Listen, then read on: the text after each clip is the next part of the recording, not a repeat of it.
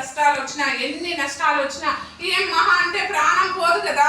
కష్టాలు ప్రాణం పోదు కూడా ఎక్కడికి వెళ్తాము? యేసయ్య దగ్గరికి వెళ్తాం డైరెక్ట్, అంతే కదా, ఎక్కడికి వెళ్ళాం కదా.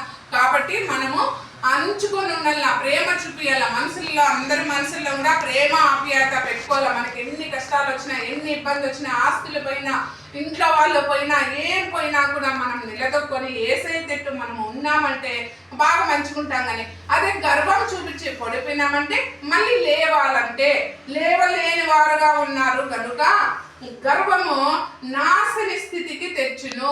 గర్వము నాశన స్థితికి తెస్తుంది. ఈ గర్వమును చీకటిలో పడి మత్తులు కాకుందురు గాక, మత్తులు కాకన్నా ఉందురు గాక అంటాను. వెలుగునకు వెతుకండి అంటే ఏమంటున్నాడు? వెలుగు మనకు కావాలి. ఎప్పుడు కూడా మనము ఏదైనా ఒక పని చేయాలన్నా, ఏదైనా మనము చేయాలంటే వెలుగులోకే పోవాలి. వెలుగే కావాలి కదా. మనం ఇంట్లో కూడా ఏదైనా చేయాలంటే వస్తానే బయట నుంచి లైట్ వేస్తాము, మొక్కలు ఏమైనా చేస్తామా? చేయలేము. వెలుగు అంటే ఎవరు? యేసయ్య. యేసయ్య వెలుగులోకి మనం వచ్చినప్పుడు మనం అన్ని కూడా చేయడానికి సమృద్ధిగా ఉంటాము. యేసు ప్రభు గొప్ప దేవుడు. యేసు ప్రభు ఎవరంటే గొప్ప దేవుడు. అలాంటి దేవుడు ఎవరు లేరు. శరీరధారిగా వచ్చినందున సాతానుడు శరీరధారిగా వచ్చినాడు. యేసయ్య సర్వం ఉంది ఆయనకేమి అయినప్పుడు శరీరధారిగా సాతానుడు యేసును కూడా శోధించినాడు.